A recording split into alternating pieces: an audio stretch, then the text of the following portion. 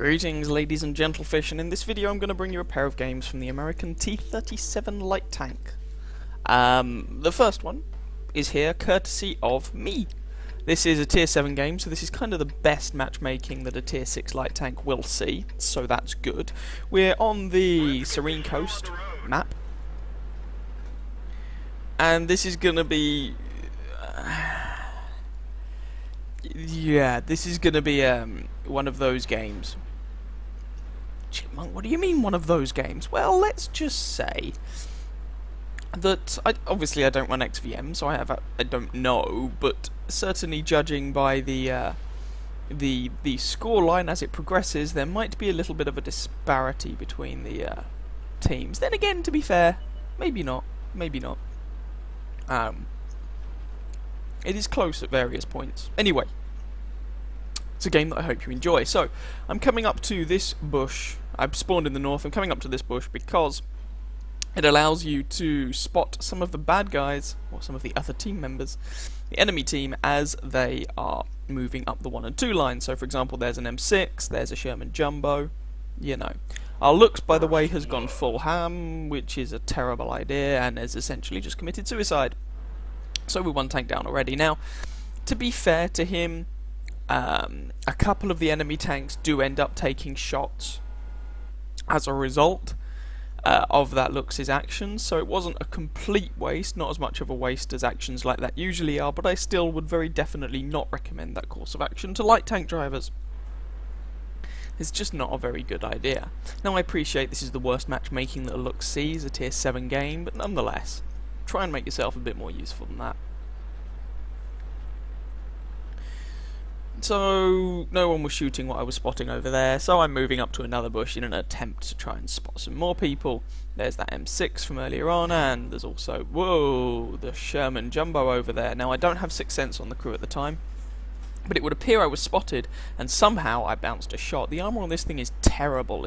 I've got a review of the tank if you want to see it, and you'll see the armor on this thing. It's essentially non-existent, so I don't really know how I bounced that. I assume it was on the gun mantlet, and I assume there was some funky angling going on, and I also assume it was a kind of puny gun. But all the same, we bounced, and that gave me all the warning I needed to not be there. I say warning, it was the game's way of telling me to be somewhere else. Like I said, I don't have 6th sense. So, there's that Jumbo again. He's getting mighty close, and if you look at the map, on this flank there is me. There's now a KV2 moving up to give us a hand, although this position is not the best for a KV2, but for a while now it has just been me. And I really don't want to open up on those guys, because in a firefight duel with a M6 and an Jumbo Sherman, I don't come off the better. I don't have the armor to just stand there and slog them in the face. I'm a light tank, for crying out loud. Now, scoreline is currently 7-3. It's a good start. Yeah, it is a good start for our team. I will grant you that much. Each team so far has lost a top tier tank. We've lost a tier 6 light tank, which is match made like a tier 7 tank, so that's effectively top tier, if you will. Hello, Mr. ARL. And we've lost that Lux. The enemy team has lost a variety of tier 6s and a Chaffee, so our team is definitely in the best position numbers-wise. But I'm pretty sure that KV2 is screwed, and I'm going to try and help him by putting in some supporting fire, but I'm not standing there and fighting with him because I will just die. You're a light tank. Your advantages are mobility, not stand and fight potential. But if those guys come up and pop their head around, I'm certainly going to put shots into them and try and give our KV2 a hand. So there's one into the M6. That one misses because this gun is not particularly accurate. That one misses because the M6 pulled forward. There's another shot into the M6. One into the Sherman Jumbo. KV2 dies. And that was a terrible shot. I've no idea where I was even aiming. So there we go. KV2 is down. Tried to give him what help I could, but he died. Also telling our artillery to fall back, and we also have an M6 on that flank. The thing is, all of these tanks are effectively going to be fighting 1 versus 3 or 4. We know they've got the Jumbo, the M6, a T37 and a 5916 over there. So there's 4 enemy tanks ploughing around that corner, and while we had 4 enemy tanks around here, this is going to be a series of one-on-one fights, which is bad. Now, I missed an opportunity to put a shot into the side of the M6 there, which is a bit of a mistake, but I am lining up a shot on the 5916. Alas. Or the T37 if he pokes his head around. You'll notice the scoreline is now 7-7, by the way. T37, we put a shot into him. A second shot into him, but we're not quite able to kill him. And I'm going to keep running away. I mean, behind the FV we also have a T14, but again, it's another one-on-one engagement. One of our friendly tank destroyers pulls a kill back, making it 8-7. And our team is successfully, at the moment, pushing down the bootleg of Italy, he says, as they lose another tank. But as it is now, there's an E25, an SU-152, and a challenge. Versus a Challenger and a KV-85. Scoreline is 9-10. I'm trying to move around to see if I can get flanking shots on these guys to give our T14 a hand. Our FV, I believe, is already down. Yep. But I just can't find the shots. And as I said earlier on, you can't stand and fight with these light tanks. You have to use that mobility to shoot the guys from an unexpected direction. To be where they don't think you will be, and yeah. So, setting up an ambush for this T37, hopefully. Our T14's getting worked over. And I'm not in the position to do anything about it. Now, maybe there would have been a position where I could have done something about it, but I guess my lack of familiarity with this map comes shining through, especially this part of the map. And we lose the T14, scoreline is 9-14. Managed to kill the T37 there on the move, which is something, leaving the scoreline 10-11, 10-12 as we lose our KV-85. Now there's only myself, a Challenger, never mind, only myself and an SU-85 remaining. I was trying to move forward to see if I could help that SU-85, but, help the Challenger, but he dies before I can. Alright, so, I'm thinking what I want to do at the moment. Our SU-85 has just taken a big old hit. So I'm currently thinking, well, I'm going to need to do something. And, oh my god, there's artillery. I was pondering whether I should hunt artillery down or not. I'd actually decided against it, but as it is, artillery comes to me. This guy was nowhere near fast enough turning to engage me. Second shot, and one more shot to kill him. Good night, little tank. Now, for a moment there, we just lost the SU-85. So for a moment, I was alone and outnumbered by 5-1. Just before we killed that Hummel. Anyway, Hummel down. We're now left with an E25, SU-152, M6, and a 5916.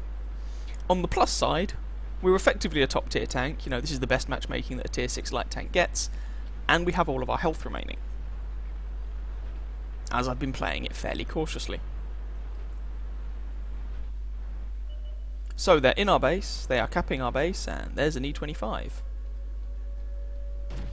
One shot in, he hits me, and I kill him. So I've taken one hit so far. There's an M6, 5916, and an SU-152. Now that SU-152, depending on what gun he's using, can one-shot me. And if he's not using the gun that can one-shot me, he can kill me with 2 shots in fairly short order. So I do still need to be careful. Now I want to approach the cap circle, but I'm trying not to do it from a predictable direction. So I'm going down to these hills and trying to block my approach to the cap circle so that anyone in the cap circle doesn't see me coming. That's my plan. That's the idea. So heading over to the capture circle to try and do something about it. Now at this point, ideally, I would actually want to drive all the way around and approach the cap circle from the C9 area, as then that's not the direction they're expecting. However, there are 2 things placing constraints on this approach. 1, the time factor, I've only got 50 seconds remaining, and 2, I don't know where that SU-152 is. If he was last spotted down at the bottom of the map at K7. If he's still on that Italian bootleg, then doing that can get me shot by him, and one shot from him can kill me. So that isn't really an option. We do, however, find their 5916. I put 1 shot in, high damage roll. Second is a low damage roll, and then just gently caress him to death. I was actually going for the ram there, but he kind of jinked and threw my ram off, so I just sort of gently stroked him to death. As weird as that sounds.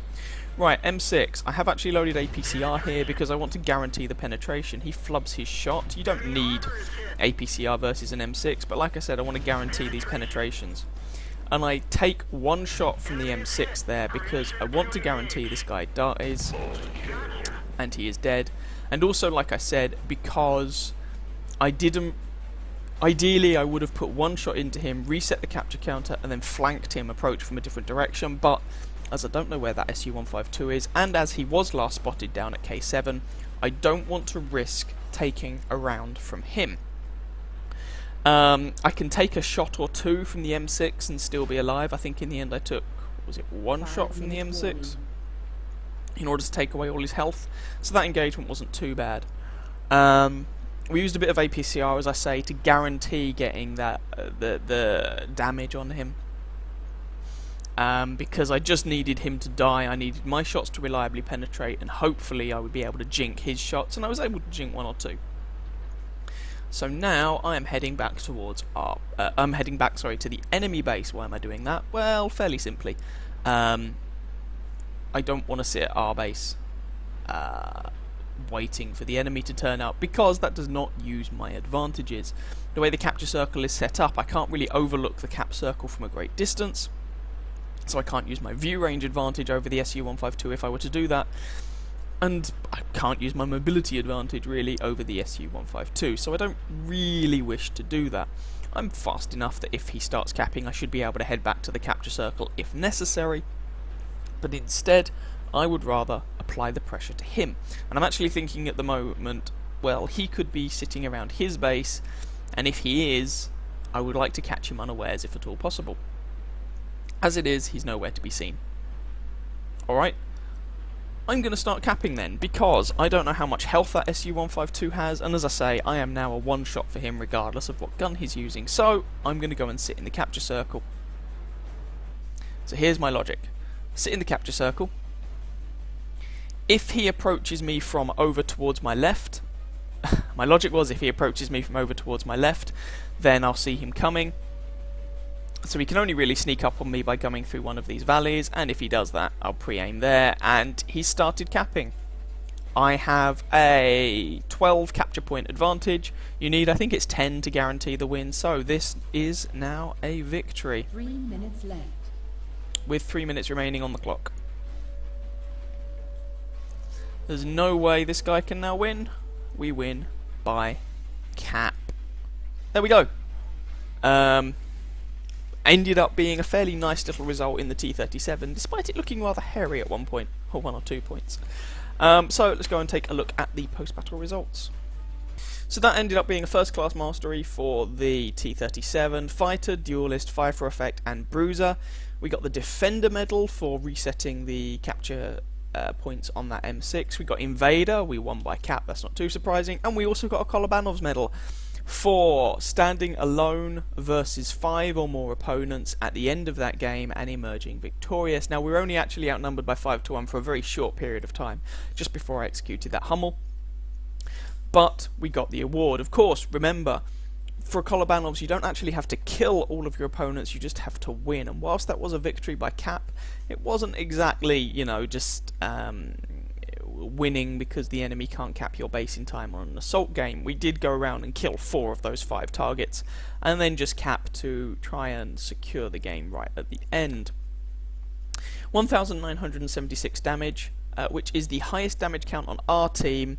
In terms of damage count in the game, it falls behind both the M6 and the E25 on the enemy team, so well done to them. Especially the M6, as he was not top tier. So 1,976 damage, 5 kills, 1,176 base experience,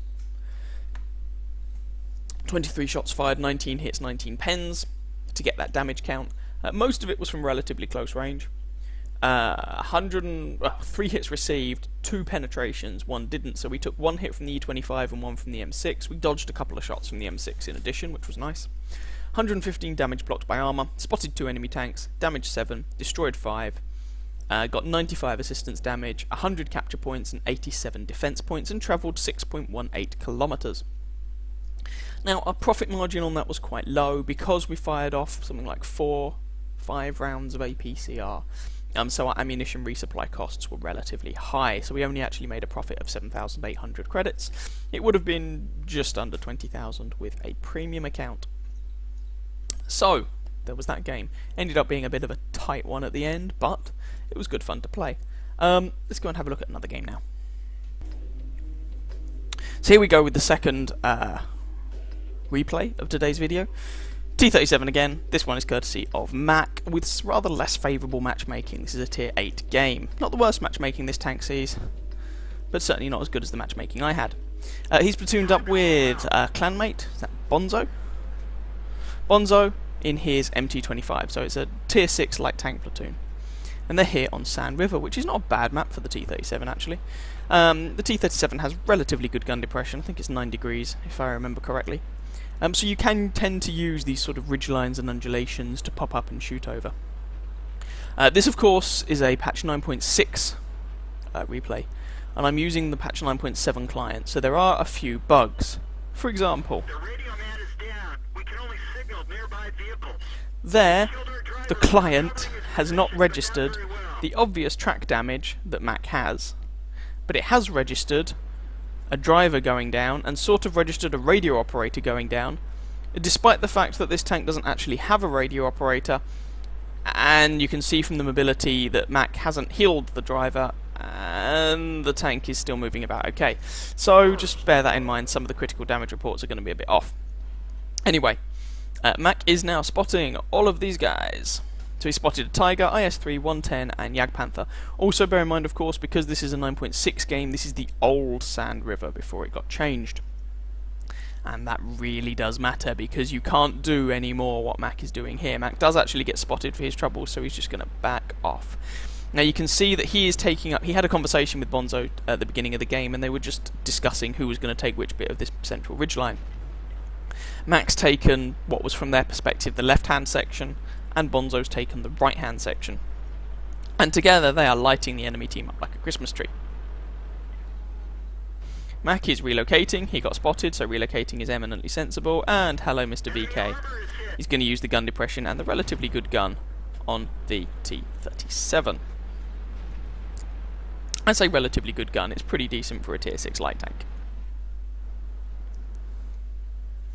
Well, we got T43, who is sitting out in the open and is just asking to be shot. Mac backs off, he doesn't want to get shot by anybody. T37 does get a good wedge of health for a tier 6 light tank, but even so, you want to conserve your health as much as you can. Cromwell manages to plonk one in his side as he's scuttling across.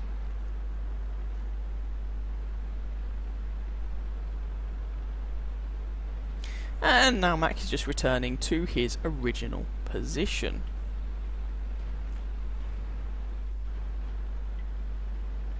And that's the flank of an IS-3, if he can find the gun depression to shoot the guy. Oh, that poor Cromwell's taken a bit of a smattering, and there's a Jagdpanther. Oh, take some care with your shots. And good night, sweet prince. One dead Jagdpanther. Scoreline is 7-2, by the way. The enemy team appears to be getting a bit of a battering. MT25 down there. Blow away his cover. One shot. I would move if I were you, Mr. MT25, and indeed he does. Mac, however, gets spotted, and he's not going to risk it. He doesn't want to get slammed by, like, an IS-3 or artillery. That would make him very sad.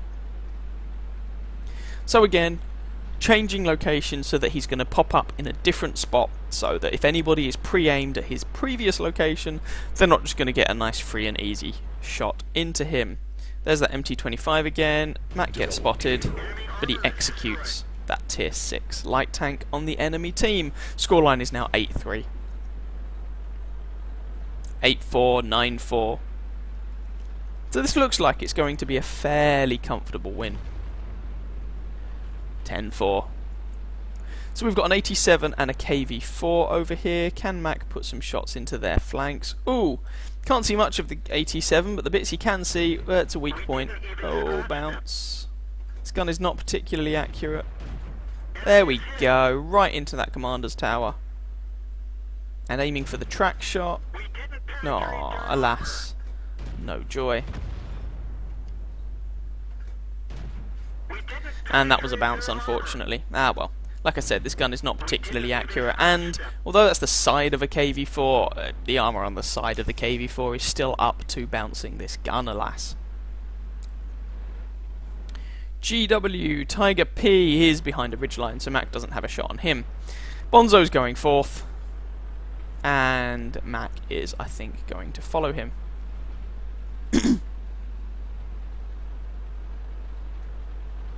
5-minute warning.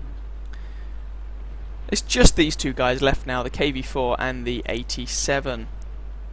So it's just a case... Ha! Stealth rock! Yeah, I get caught out by those as well.